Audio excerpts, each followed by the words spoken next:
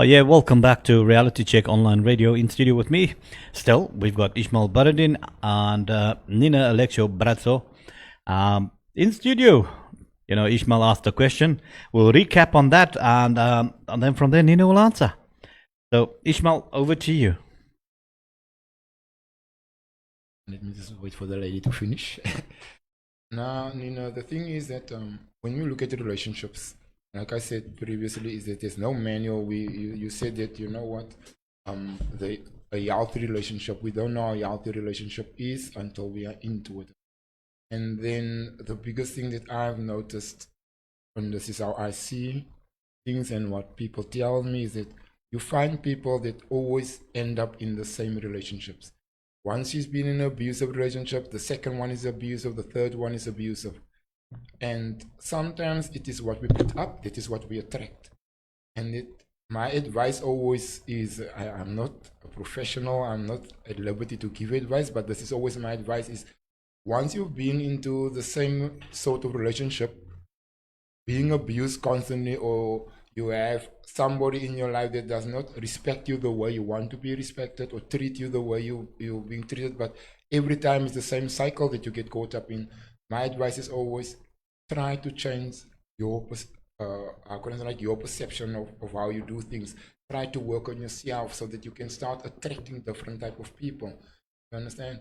And that is my question is, what would your advice be to somebody that is constantly trapped in the same type of abusive relationship, whether it is physically, emotionally, spiritually, sexually, because we attract what we put out? What would your response be if somebody should ask you for advice or help when they are trapped in such a vicious cycle?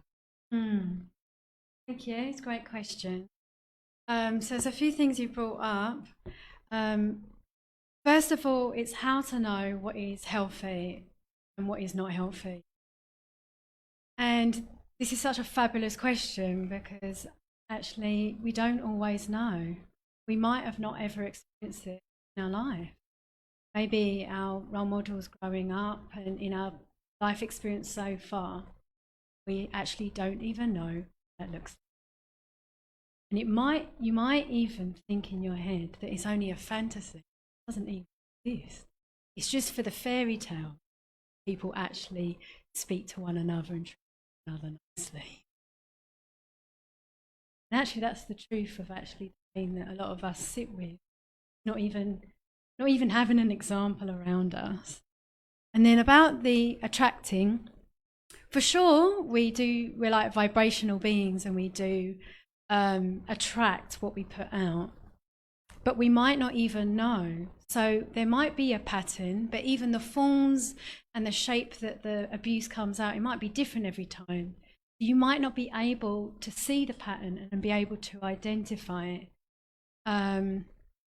So I would say that the first thing is the person has to actually realize and be able to identify there is abuse. And secondly, they have to do the inventory to be able to find out the root cause. So that has to be raising in your awareness about the different forms of domestic abuse. And then thirdly, then they can come to the change that only really comes from the internal healing of the self first. And then it manifests into the types of relationships around you in your. If you're in an abusive, toxic environment, it's very difficult and much more challenging to have that transformation. You've got all the odds against you. In your home, it's toxic. Maybe in your childhood home, it's toxic. Now in your adult home, it's toxic. In your neighborhoods, wherever you've lived, it's a toxic environment. The workplace is toxic. I mean, maybe the whole of your life, all of your spheres, your being is coming up to actually struggling to actually put out fires, really. How to deal with actually harmful situations to yourself. And that's really why a lot of people end up going into alcohol or drug abuse, gambling or different forms of abuse, really. Distraction, you know? And also within our society, it can be normalised. A lot of the time, it's not even identified or people even realise, or it's just become normal. So it actually comes down to men and women saying, this is okay, this is not okay. And what are we going to do about it? Something needs to be done. We see our neighbour, our family member, or someone who is either the perpetrator or the victim in the abuse relationship. What are we doing about it? And so, you know, Allah doesn't change your situation until you change that within you. That's true. But sometimes we don't even know what it is within change. And even took me quite a number of years and to realise that another relationship in my childhood growing up, that I didn't see it. No. So until you know, you can't change that thing. What you say about the normalization of abuse? Also, that environment that most people grow up in. Like you find culturally a lot of South African males, we are raised, we are the men. And we are men, and this is how we deal with things. And then find, just really like you said, we Muslims, we are raised with this concept that your wife not allowed to refuse.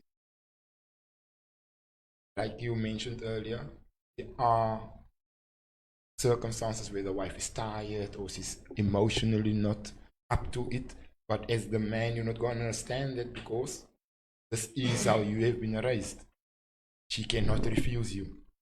You understand? So when we talk about abuse, there are so many contributing factors that I always say, tell people. Last week we had a discussion, I tell them, you know what, sometimes we don't look at the contributing factors, we look at the actual thing that's happening now. But we can't stop it because the next child is being raised in the same environment, the same beliefs. So it will become just, how can I say, more gradual, and it will be constant at the end of the day. So how do we break down all those things that comes into play? And I do believe there's not a question, because I do believe when you're going to have a discussion about your program, I do believe that is where you're going to look at that as well. But for me, it's just interesting the way you bring it across, especially from coming where you come from and being in the country now for the past 14 years, and how you perceive things, and you just have a different way of looking at it. There's so many things to answer you, and really it's really about raising our education. Not about intellectual, but deeply understanding. You know, and when our dean is so beautiful, our dean, but we don't always understand the beauty and the depth of it, then unfortunately implemented in. We have the blueprint, how we should relationship, but it's like on the surface. So our right to be fulfilled is as a man, women also. Who have the, we actually have all of the right way to do. All need to do. Full a part of the knowledge. Yeah. Yeah. You talk about the way we educate one, and it is something can be good, can be bad. Because when you are raised by your mother and your father, and your parents will always try to teach you the right thing. And then there comes a point where you start eating the street. You start meeting these strangers, you start calling your friends, you start meeting their families, and their lifestyle is not what you've been raised with. You've been raised in a house where father, mother respect each other, children have a certain way of doing things. But now, once you walk out of that house, you walk into strangers' homes that you call your friends and your extended family, as we nowadays call them. Now you see it, but here the father's beating the mother and everybody's running around, and tomorrow it's like a big thing and the mother is the victim and everybody's pampering the mother. And then sometimes that also manifests with the individual that wasn't raised in a home where violence was perpetrated towards a family member, but now because of the people that you are being taught by, now you might take that on board instead of taking on board what was normal at home. Really complex, has many layers, because I mean it could also be in your madrasa. You used to get hit, or I fell in love with the deen and I embraced it. Some people that are born Muslim, they hope that they can also have that deep love and see beauty. Sometimes our experience there could not very helpful. So it can happen in all types of situations. The reality is that for a lot of people we hear, inside the home is a war zone and on the streets is a war zone. So we do, it's a process. This is process work. It's not just a quick discussion or one counselling session. It really is to authentically kind of work on it. And I think that it's for men and women and us from all faith backgrounds actually come together and support one another more, and know that it's not an overnight thing. And I really believe that did bring up about wanting me to speak a bit more about violence. That's correct, Nina. I actually, listened and I wanted to ask this question. It popped up in my head, and I get to speak to many youngsters as well. You mentioned in 2013, you made the decision, and our country, as Ishmael just said, our country hasn't got the guidelines basically for everybody to say, okay, this is what you must do. That is where you get assistance. My question, maybe 3 parts, is number one is, when you made this choice, did you have any assistance, with regards to what you should do? How do you do it? Then also, we've got a country that promotes gender-based violence, campaigns, advocacy against it. How do you feel? What's your thoughts about that as well? Okay, so first of all, the domestic abuse was really normalised. When I'd reach out to people, when I got to the stage where I needed to reach out, I wasn't really given the right kind of feedback, so it confused more confusion in my mind. And then when it got to the point where I thought I was going to die, so I was praying the morning prayer of Fajr prayer, and my ex-husband told me to stop.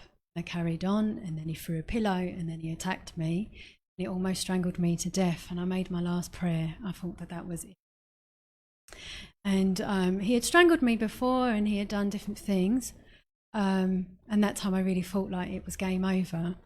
And when I ran out somehow, and I went to the police station, they said, well, what do you want to do? And I was like, well, I don't know. I'm just here because this thing happened and I don't know what to do. And they said, well, you can either file attempted murder or file a protection order. I said, well, I don't know. Both those things are extreme. And they said, well, in your situation, people normally file a protection order. At that point, I was so confused. I needed to be told what to do because I couldn't really think straight.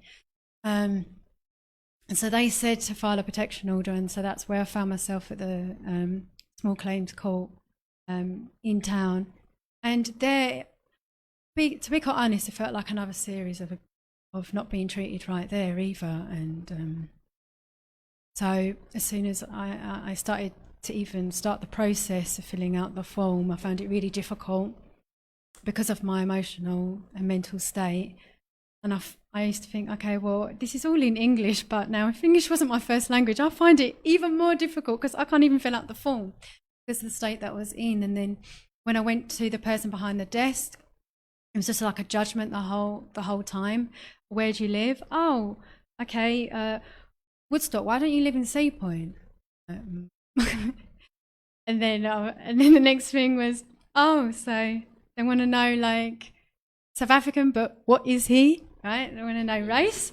And I used to not want to answer that kind of question. I just want to say they're South African.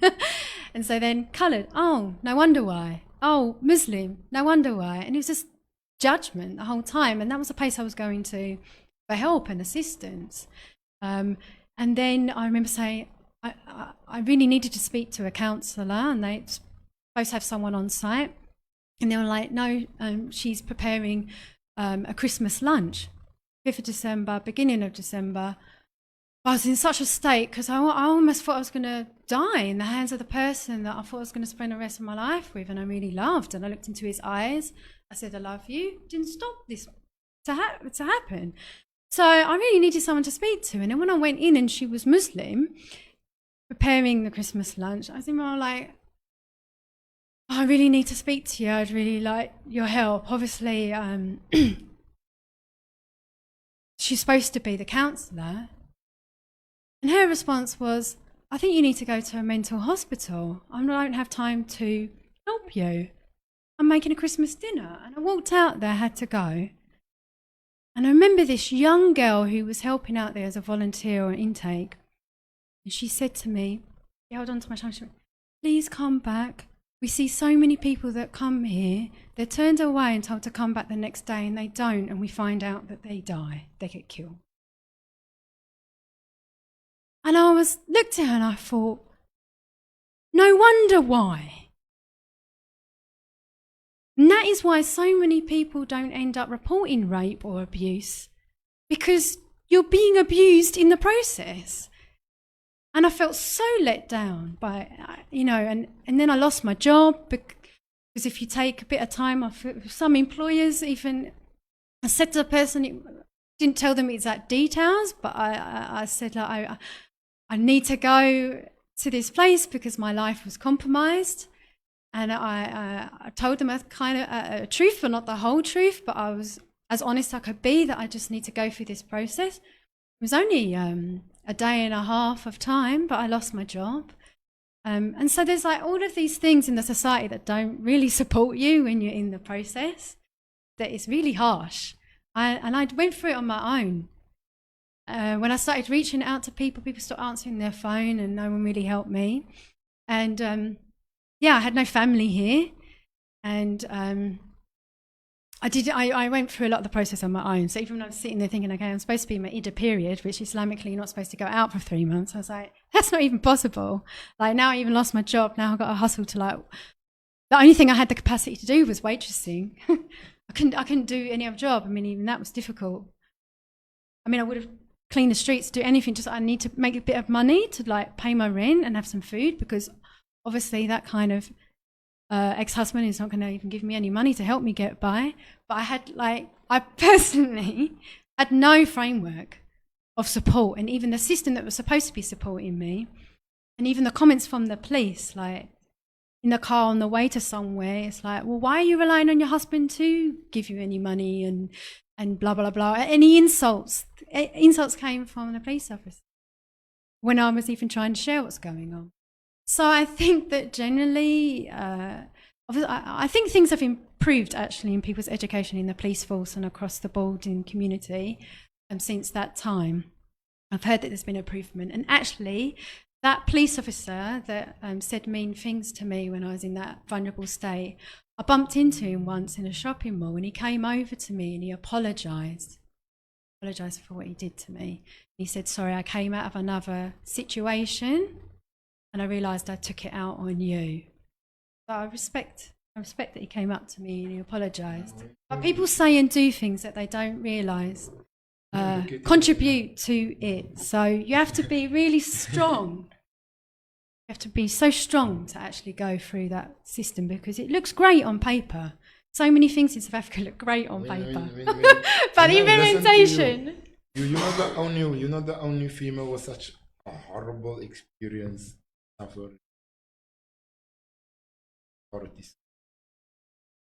And you know how much worse it is when a man goes to report a a gender-based violence. And I'm saying, It's not even gonna happen. if you know what? In my street, this thing happened on a Saturday.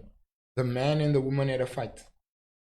I was standing outside by my car watching this fight, and eventually I went and I said, listen, you know, man, you can't continue slapping this guy around here, because at the end of the day, he's going to do something bad is going to happen. The police came around the corner. The husband stopped the police. Listen, I want to make a case against my wife. They laughed and they said, listen, sort your stuff out at home. They left. This thing continued in the street, and eventually the man couldn't take it anymore. He slapped the wife.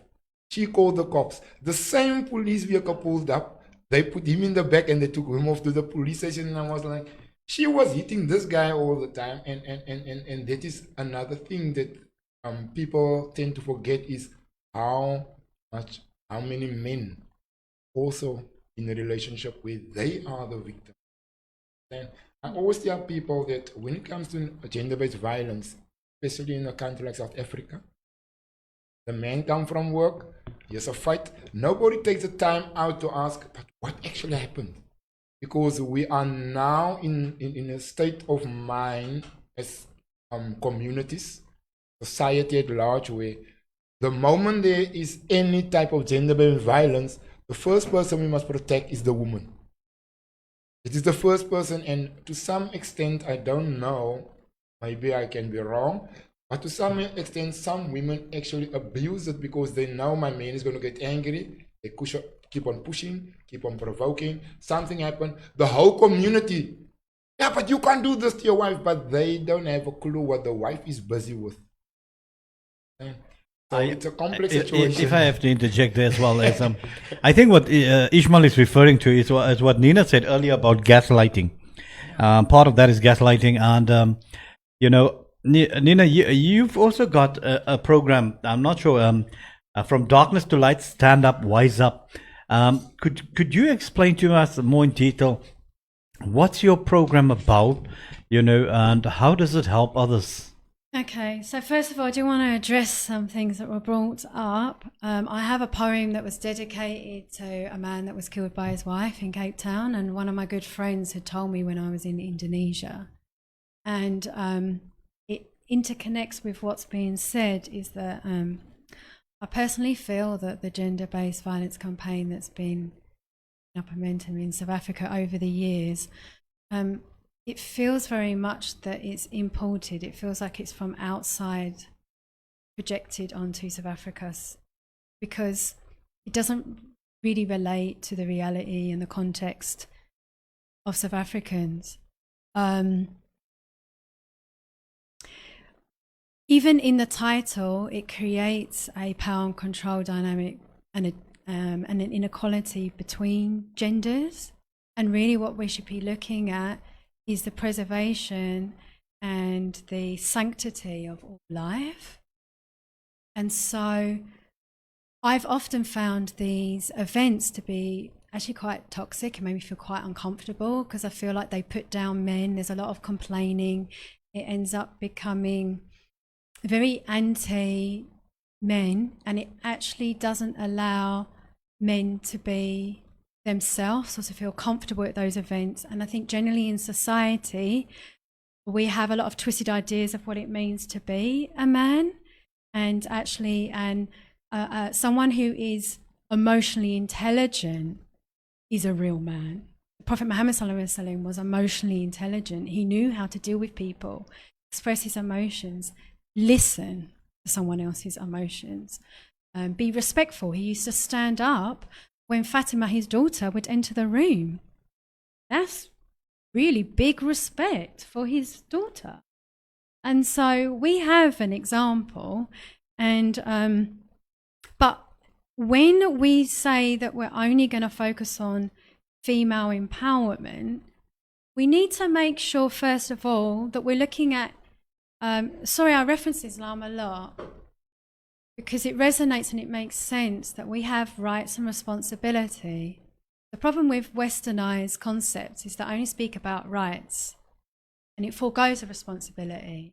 So even when you look at child rights, you still got to look at the responsibility. Same as parents, it's rights and responsibility. Rights and responsibility between a man and a woman. But if you're only campaigning for rights, then you lack accountability, and that checking that you need to do of yourself, the inventory that you need to do in yourself, and the improvement, the self-development, and your part in it. Even if you're the victim, you still, in any situation, you still have to look at what was my part. That's the true work, right? And in Islam, we have a responsibility to help the perpetrator as well as the oppressed, the oppressor and the oppressed. And furthermore, you're completely right that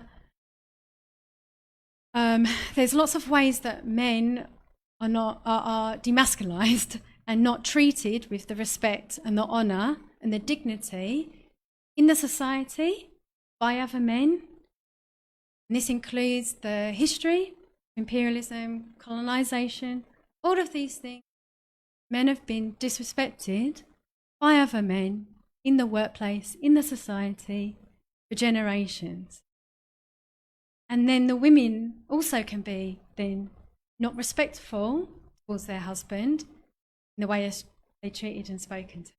So then how are we going to actually change the dynamics if no one is working with men, giving them a safe space, uplifting men, and really actually getting to the root, what is the true nature of a man and what makes you a complete man? Because cutting off from your emotions is not a full man. Of course, like, you can end up being warped in your mind, and because of your life experience, you're thinking, okay, men don't feel anything because the only thing I'm experiencing is men with anger and frustration. I don't feel and experience the full spectrum of a man's emotions and feelings, right? So I can fool myself as a woman and go, men don't feel anything. So then I'm going to be even more like, actually, I end up taking on the masculine role because then I'm like thinking, you don't feel anything. And so actually it's become so toxic because the man becomes more and more in his cave, more and more in his head, and you can't express really what you're going through, and you're living with all of this trauma. And actually it's a toxic form of masculinity. So men are not allowed to really be free and express themselves, be in their full potential of what a man should be able to. So we need to, I personally would scrap gender-based violence, and we should just be looking at violence across the board. Unfortunately, South Africa does have one of the highest rape, femicide and violence figures. So yes, we've got domestic violence, and in the communities there's a lot everywhere. In the workplace you see it, and in every facet of society. So there's a reform and a reconciliation that needs to happen on all of these levels. And I really believe that we need to work on male empowerment, men empowerment. And I started planting this seed quite a few years ago, and people are starting to realise, you know, because if you are an MPO and you receive funding, and the pots of money, it has lots for women empowerment, but then they start scratching their heads going, there's nothing for men. There's no pot of money we can even tap into, even if we really want to. But that's how the scales become really even more imbalanced, because let's say that you're working on educating women. Let's just say the women are growing in their emotional intelligence and their life skills and in their healing and in their awareness, and you're getting all these empowered women, but where are they going to find empowered men? It's just contributing to even like worse if we're not going across the board and recognizing, again, as oppressor or oppressed, both need to take responsibility and accountability and to keep constantly improving. So that's actually why I started From Darkness to Light, which actually is an annual event celebrating the 5th of December, the day I left my abusive ex-husband. And it started off as a mad idea, and I was like, I know this sounds a bit weird, but can we just basically have a party to celebrate that day? But I mean it as an artist, through poetry, dance, music, rap, spoken word, visual art, motivational talks, whatever is your thing, is a platform to share your story creatively. And it's and what made it special, which it all ties in, is that men come up to me every time and say, you know what, I normally don't feel comfortable going to these types of events, how it's labelled, but I feel so safe and comfortable at this event. You made me feel welcome. And a lot of men also share their stories. And that is what was beautiful. It ends up not being a dry eye in the room. But yet, it's called From Darkness to Light. It actually feels light. It's not heavy and dark. Because we're looking at revealing the truth, but that manifests into lightness. Okay? Because it's leaving you. And we're not about naming, blaming, shaming. We're actually about uplifting and speaking the truth. But it's focused on how we can heal and work together. So men and women both share at the event, from young people to elderly, people from all different backgrounds share. And so at first it was just in Cape Town, then it became national, and then it became international with people in Indonesia and South Africa. And that was really beautiful, because then I got more educated. They got 21 forms of domestic abuse, and I started reading their literature, and then they started sharing their perspective through dance and music and things. And just realizing that actually, to take it up a step further, this is a global problem. And also not to internalize and think, oh, this is just our community or just South Africa. It's actually a global awareness that we need to raise. Even in my own family, my auntie was being abused by her husband. Small guy. And we used to knock at their house, know that there was people there, and no one come to the door. So we used to just think they were rude, you know, like. And then only years after we realised there was abuse. And then, because it was my dad's sister, he wanted to like do something, but my mum prevented him, right? And then it's become something that no one has spoken about ever. And it was only when then I was in this abusive relationship when I left, I remembered these things that it's never spoken about. And even though, let's say, there was only one brother and he had 3 sisters, he was prevented from doing so. I'm not saying that it's okay or whatever, there's no opinion on that, but it was just psychologically thinking about that. Maybe we even stop people, even in our family, from stepping in. And it only then when I left my ex-husband, I thought, I never really thought before how lonely she might have been. Maybe she would have wanted her brother and some people in her family to see if she was okay or to do something. Because there was a point where I really felt like, I wish that my brother and my dad could have beaten him up. Actually, maybe he did need someone to just like wake him up, sort him out in some way. Because there was like nothing there on any level. But I'm wondering, like, what emotional support can we give people? What practical support can we give people? And actually how our childhood actually affects us later in our life.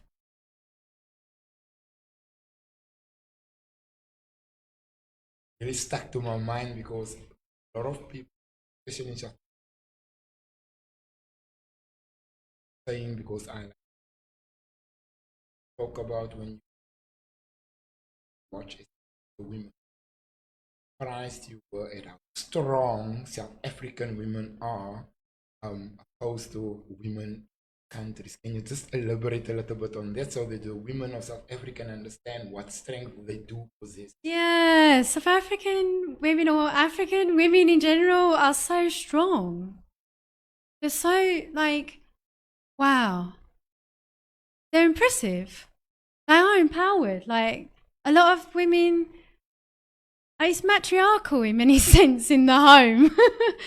The Khoikhoi in the sun is matriarchal at its roots, and I think many of the Nguni tribes are actually very strong women and matriarchal roots as well. Sorry, Nina, just to jump in there, are you saying that all the years, the notion and the belief that who wears the pants is wrong? Always been wrong. It has always been wrong. Men never pick up on it, but it has always been wrong. Women has always been wearing the pants. Sorry, Nina, for us to cut in like that, but for me, it has always been a point, Josna, where I realized at a young age even that my father can come home with a yellow paint, he's going to paint the house. And my mom had a discussion with me, the house is going to be blue outside. Believe me, once that house is done painted, it's going to be blue. He comes home with the money, he's going to decide, yeah, but we need that, we need that. The money is going to go where my mom feels it should be going. Women have so much strength inside. I have this niece, she's 20 years old now, and I always tell her, you know what? The day you raise your voice to your husband or to your boyfriend, I don't see you as a woman anymore. And she asked me why. I said, because a woman can hurt a man that he will feel like dying without saying a word. And that is a woman. Not someone that goes on the street and wants to show how strong she is and how loud she can be. A woman don't say anything and she can drag you to your knees without saying a word. It is just how my perception of her. I suppose what we're looking at is the male attributes and essence and the feminine attributes and essence. So Allah has both male and feminine, got male and feminine divine. And then we have that within us. And so when we're speaking about these things, it's about what does the feminine attributes look out for? Respect and honor and dignity. And what does the male attributes look for in respect, honor and dignity? And in that respect, we are honoring one another's nature, and there's a time for one to be the leader, and then there's a time for the other one. But without having that communication and respect, then the foundation falls away, because we must let a man lead. We must understand our nature as a man and as a woman. A woman wants to be provided for and protected and to feel safe, and wants to have a man around for many different things, even practical DIY. We need all of these. We need to work together, you know, actually what our strengths are, and we feel one another's weaknesses, you know, and then the woman to nurture and give all of the qualities that the feminine divine contributes, and that we see those as strength. As you say, that the feminine strength is not taking on male attributes. It's for men and women to see the strengths and the positives of the feminine essences and attributes that a man or a woman can possess, but understanding that they can also be a strength. For example, I learned a male warrior dance in Java. When I was doing this dance, it was so graceful. And the head you only look down 45 degrees, you never look directly up. And the way that you moved and the zone that I needed to enter for this flow, this peace and serenity and grace, it was such a phenomenal shift in my journey. Those men, when I asked them what it means to be a man and how this dance was a warrior, I'd never known a male essence to be like that. And their definition was that it's about refinement. And you're not stronger or a better man if you shake someone's hand, but as if you actually hurt them and almost break their hand. It's not in force. It's actually in how you treat one another, your character. And are you, I love that word that they use of refinement, alus. The dance is called alus, refinement, and it's a warrior dance. And they actually showed me, men showed me, how when they embrace those, what we might determine as, feminine attributes, that in a westernized mind, we might say they're effeminate and they're gay, but they're not. They understand the strength of the feminine attributes. And then it becomes the male refinement of what it really means to be a man. So I think it's about really understanding and reframing how we are looking at men and women. So that's how the event started, from Darkness to Light on the 5th December. And then from there, I designed a 6-week program of healing and empowerment for people that have been in abusive relationships or are. It started with a series of workshops, like piloting it, that were men and women, people from different faith backgrounds. Over time, I ended up doing the full program, and it's actually transformed people's lives. And it's really using the life experience I've had. It's multidisciplinary arts. So I use my background as a photographer, poet. I've studied different forms of dance, but I'm an expert in Indonesian dance. Sound, drama, drawing, different forms of creative expression, raising awareness about forms of abuse. I bring in different facilitators that come from different backgrounds and different expertise. So it can be people of strength and hope that have been in domestic abusive relationships, or they have different skills in meditation or movement or different forms of arts or counselling. So there's people that come in from different perspectives. And then, so that's half day once a week. And then there's an hour and a half once a week, which is Sinamantua, which is ancient Malay exercise. So it's like a yoga alternative from an Islamic philosophy, Malay cultural lifestyle. So I do the Sinamantua, ancient Malay exercise, with meditation as an hour and a half slot. So these two things work together over the 6-week period to work holistically on all levels of spirituality, exercise, the empowerment of the knowledge, and different forms of expression and healing to actually create that transformation. And it naturally it's organically geared towards what comes out in the group that comes, because often, things are linked to apartheid, or certain themes will come out, which are obviously confidential within the group, and then it can be weaved in because it all ends up affecting the domestic environment. But it's really about creating that safe and trusting space to authentically share, but it's actually about healing. Yeah, and even in those 6 weeks, it does. I've seen now the proof in the pudding that it does really, really help people and transform people's lives. Nina, I thank you. Quite confusing. You know why I say so? When you look at you look like this person, late 20s to mid 30s. But when you speak, you Thank got you. like, nah, seriously, you look like late 20s to early 30s when somebody look at you. But when you listen to you, it's like the experience and the knowledge of a centurion already, you understand? And it's quite confusing. So, no, but it was amazing to have you here. See. You're welcome. I suppose, don't judge a book by its cover.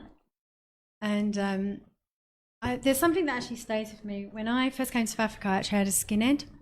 So I had dreadlocks, and then I cut my hair off and I got a skinhead, right?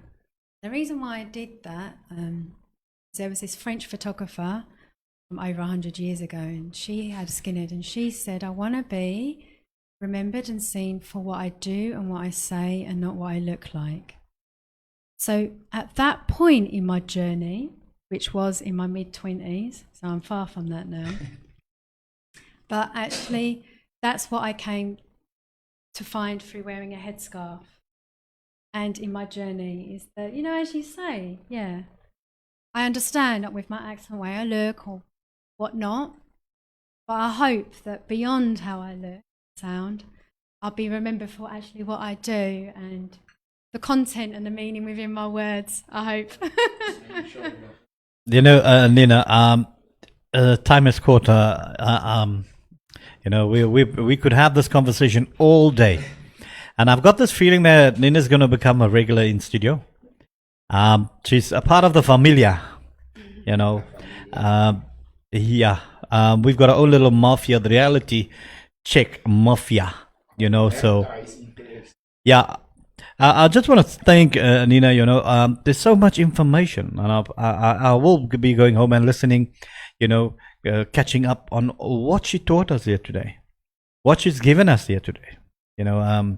There's many things that we took for granted, as males, and I know we look at something and we think, it's our right to do it. It's our right. We've earned our right. The protector, the provider, certain things we just, can do. Nobody can question that. She's opened her heart. She's opened her eyes today. She's given.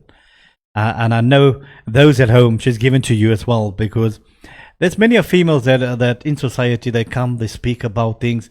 And we men, we look at it and think, what a crazy woman. Something's wrong with this lady. South African men in general, we don't know about getting in touch with emotion. We fear showing emotion. So thank you for coming to studios. Thank you for coming to teach us. Thank you for coming to educate us and giving us that knowledge. And the other thing I'd like you to do is just, if there's somebody out there, struggling, currently wondering, where am I going to get help? How do they get in contact with you?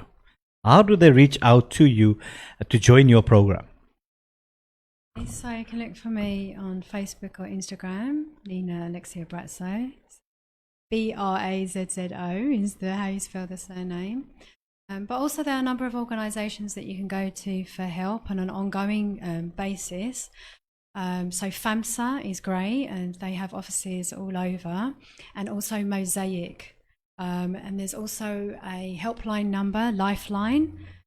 So those are the few recommendations that, because there is, for example, at Observatory FAMSA, every Wednesday morning at 10:30, there's a women's support group.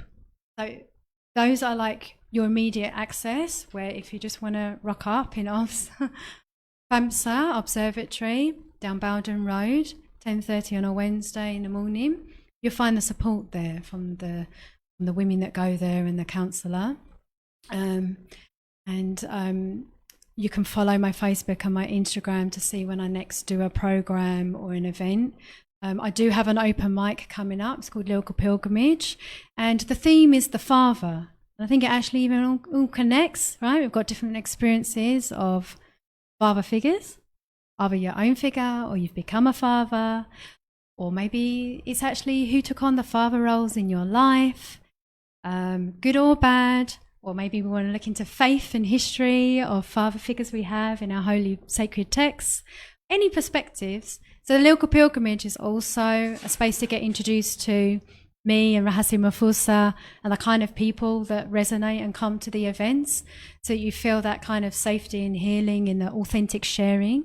So the open mic is the 29th of July. It's going to be at Rumi's Cafe in Pinelands. It actually tours. It really is a pilgrimage. It's in all different areas all the time. So that would be the 29th of July, Saturday at 6 o'clock at Rumi's Cafe. So you're welcome to look up Lyrical Pilgrimage on a Facebook page.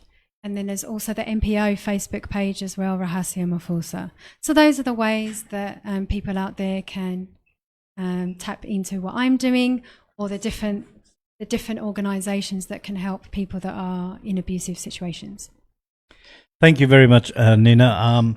What we will do is post those things on the web page as well, and also on our radio page on the social media platforms, to keep those who need the assistance and also interested in the pilgrimage. And just I'm going to insist, from my side, as we say goodbye to Nina for now. I know she's going to be back. Maybe she could do us one of those poems of hers, the ones that touch the heart, if she don't mind. Okay. I think maybe I'll do a short one, a short and sweet. Home. She almost got burnt trying to touch the sun. She almost got lost trying to touch the stars. She almost got killed trying to touch the moon. She almost got disappointed trying to touch the rainbow. But when she touched the African soil, she said, "Welcome back home. I've been waiting for you all along." Oh my word. That poem I want to say thank you once again to Nina. You know, we'll get her back in studio, definitely. I just want to say that poem in some way, just before I go and we say goodbye, for some reason, that poem, these words gets into my mind. Nancy Gwenya! so, yeah, all right. So take care, everybody. In the next 10 minutes, we have our next guest, Morney Press from the Giving Back Project. Thank you, Nina. Fantastic segment. You know, it's split in 3 videos. Can you believe how long we chatted? So thank you very much. Nina will be back. Thank you, Faisal, for bringing Nina. Ishmael, thank you, co-hosting. I'm not sure if Ishmael or Faisal is going to co-host with Morney, but take care. See you all in a while.